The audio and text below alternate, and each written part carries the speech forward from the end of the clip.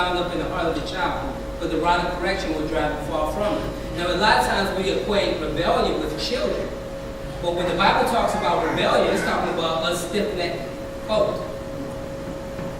Adults who are set in their ways, who I ain't going to do. Rebellion in the child, what happened to the young boys that came out against Elisha?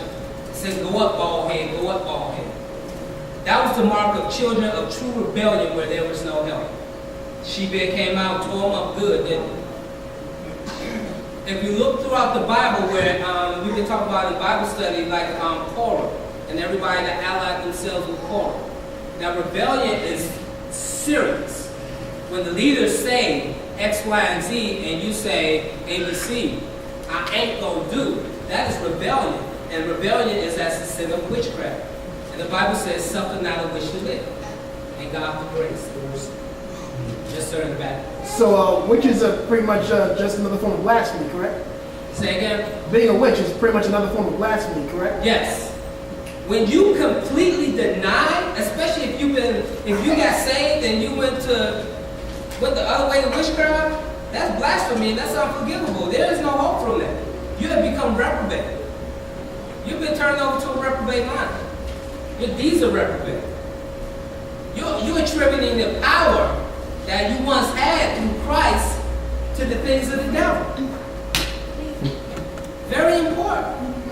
Occultic practices are serious. Okay? All right. Okay. Yes, go ahead. So, say for instance, I was a young person and I sat in a workshop where they went into great detail about tattoos and why it's not biblical, why God said, why we as Christians representing Jesus Christ should not indulge. And then I turn right around and I go out of that workshop and I go and get a tattoo.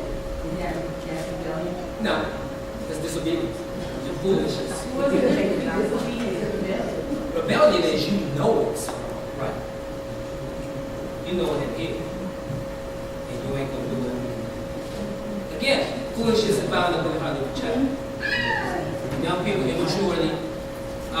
Babes in Christ, immaturity. There are so many levels of disobedience, and that doesn't count as rebellion. Rebellion is you know it's right, and you're going to go and do your own thing. God has revealed it. Let me back up. God has revealed it to you. This is right. It didn't say rebellion is witchcraft. It is as the sin of witchcraft. Very important. And I'm not to do any kind of play on words, but it is not witchcraft in itself, but you stay in rebellion, you're going to be as bad off as a witch. Very important. So when you have a child who is disobedient, you might want to chalk it up also to immaturity and not being in the knowledge of the truth. Because, people hear it all day and they can go one ear and out the other. People going to hear about this whole Bible study and they're going to be like, well, it ain't all that big deal because they don't understand or they don't see the spiritual ramifications of this very wicked day. But once you come into the knowledge and you're held accountable and then you just going to do it anyway. One good example. Young man brought up in the church, knew the way, and no, let me back up. I always use this example. My friend I went to school with. Parents were in the church. Parents were Christians. She was brought up in the church. Senior year, she wanted to go away with her friends for senior trip. A group of them were going skiing on a ski trip. Her parents told her no. She snuck out with them. And she was the only one, and they got into a car accident on the way back, had a good time. On the way back, they had a car accident, she was the only one that died. It cut clean. Everyone else lived with just minor injuries. That's rebellion.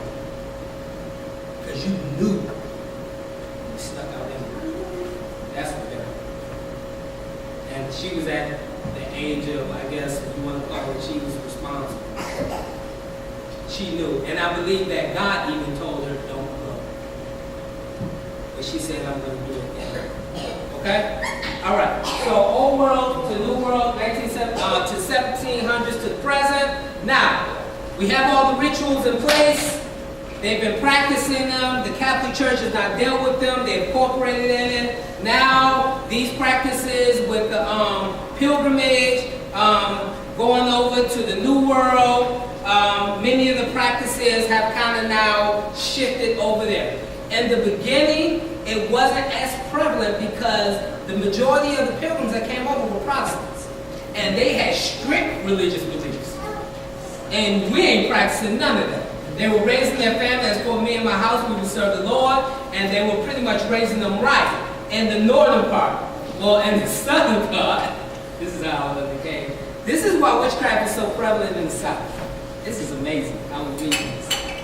The southern part, you had a lot of people who came in through the West Indies and pretty much developed a good relationship with the Native Americans and the West Indians at that time. And a lot of the Irish who were really practicing Samhain, practicing the Celtic religion, immigrated to the South. And so you had this nice little melting pot of occultic practices kind of merging together. Up north, you pretty much had the Protestant church. Going up north, the Irish and the Celts kind of immigrated down south, and that's where it became more prevalent. And what happened was, they pretty much, let me read this, there are actually a few accounts, let me go down. In the mid-1800s, nearly 2 million Irish immigrants fleeing potato famine helped shape Halloween into an even more widely celebrated event. Scottish immigrants celebrated with fireworks, telling ghost stories, playing games, and making mischief. There were games such as bobbing for apples, duking, the dropping of forks on apples with using hands, and puccini. Ain't that a game now, puccini? I could swear I read this one. An Irish fortune-telling game using sauces, that's Ouija. Okay? Young women were frequently told that they sat in the dark rooms and gazed into a mirror, the face of their future husbands would appear. However, if a skull appeared, the poor girl would be destined to die before marriage. The English observation of Guy Fawkes Day on November 5th has also become intertwined with Halloween. Most pranks and mischief were the work of naughty children rather than spirits as once believed. So it started to become watered down. And they really weren't believing in the evil spirits and things like that, but whoever grew up when they talk about looking in the mirror and say, Bloody Mary, Bloody Mary, a lot of y'all remember that? Yeah, that came from the devil. Yeah, we was doing it stupid. We was doing it. All I can take is one friend tell another friend, like we standing in the mirror saying and saying, nope, ain't nothing happened. Yeah.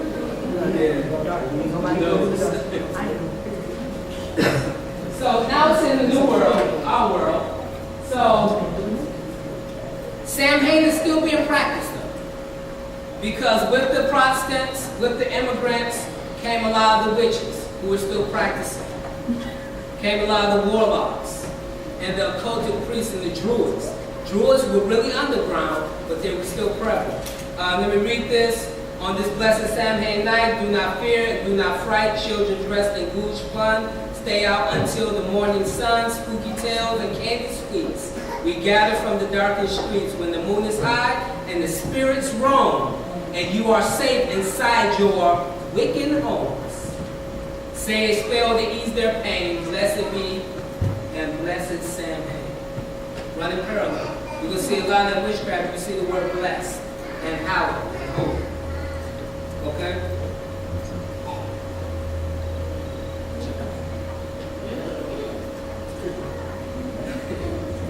In the 1900s, the focus had shifted from a religious holiday to a more communal celebration. Guising was actually a practice of dating back to the Middle Ages, where the poor would go around asking for food or money, borrowing from the English and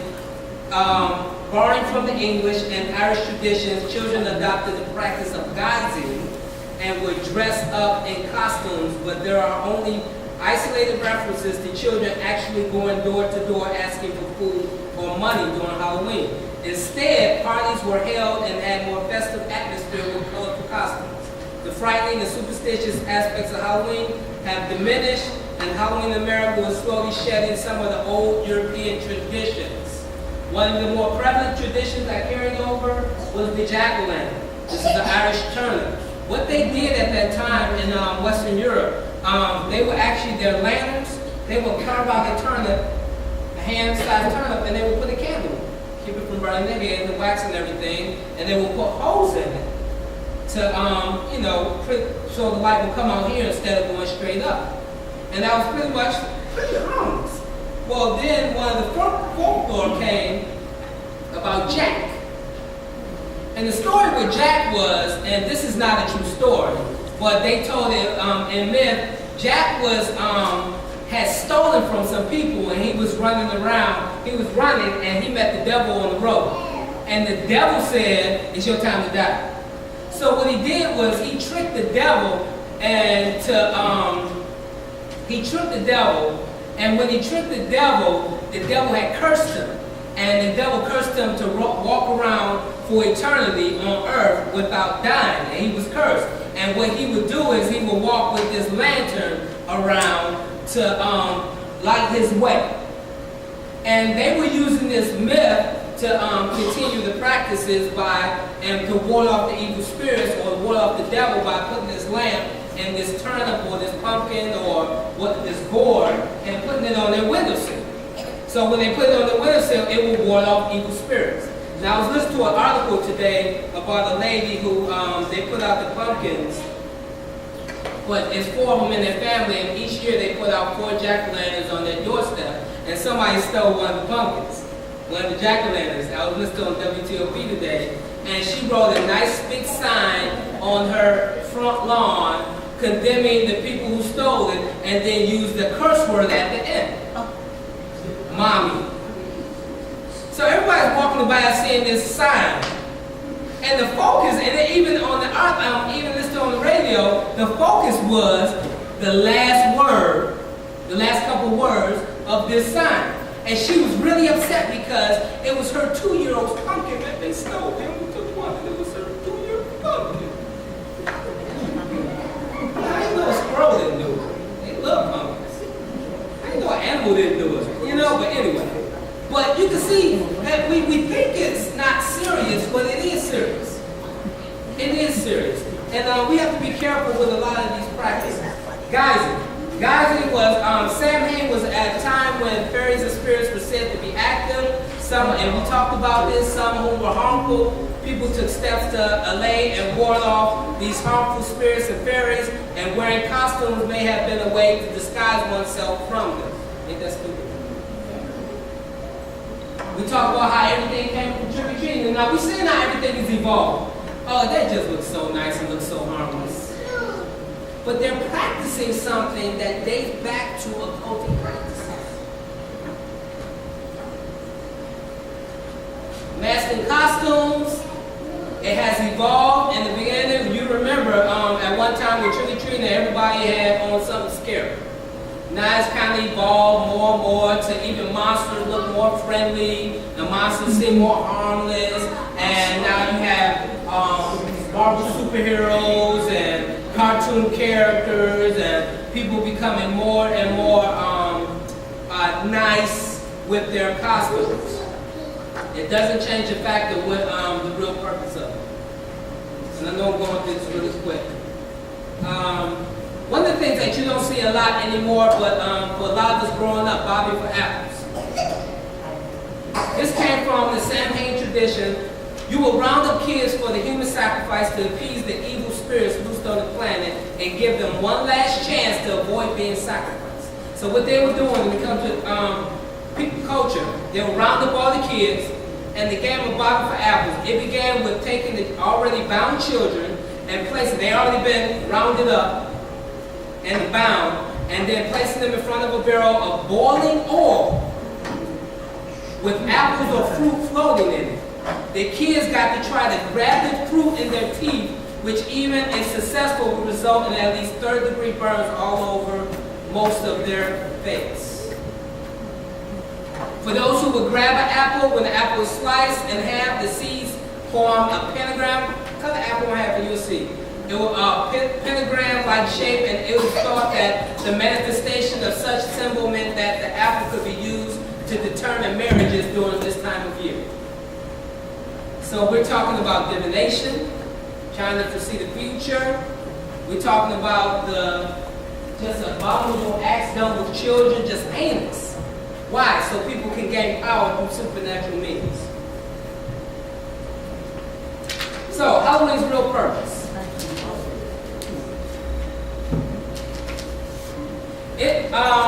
Halloween gives even the most mundane people the opportunity to taste wickedness for one night. They have a chance to dance with the devil. Satanists all over the world meeting in small groups this night, and Halloween, 500 years hence, to raise a glass to the infernal host. The satanic calendar decrees for Halloween one of the two most important nights of the year. Bloody sexual rituals, sexual association with demons, animal and human sacrifice, male or female. Former occultist Joanne Michelson reveals Halloween is also a prime recruiting season for Satanists. All right. Baphomet. Very important that we discuss this. Baphomet came around the 17th, 18th centuries, developed, represents the duality of male and female, hermaphrodites, that goes completely against the nature of God and the creation of God, as well as heaven and hell, or night and day, signified by the raising of one arm and the downward gesture of the other. It can be taken, in fact, to represent any of the major harmonious dichotomies of the cosmos. Being ye not unequally yoked together with unbelievers, for what fellowship has righteousness with unrighteousness. So it's saying heaven and hell is equal. That's what it's saying. They are equal in power. Hell is just as good as heaven, and heaven is just as bad as hell. Okay? The pentagram. Pentagram are used as a symbol of faith. If you see within the pentagram, that's the Baphomet. These are symbols used by the Wiccans and the Satanists. If you see these symbols that's writing, these are all the elements. Earth, wind, fire, water, and another one. What is it? Who said earth, wind, and fire? Because I got kicked out of the group. Earth, wind, fire, water, and oh yeah. The element of the cosmos. This came from Asian cultures, Asian mysticism, and from Greek and Babylonian mythology.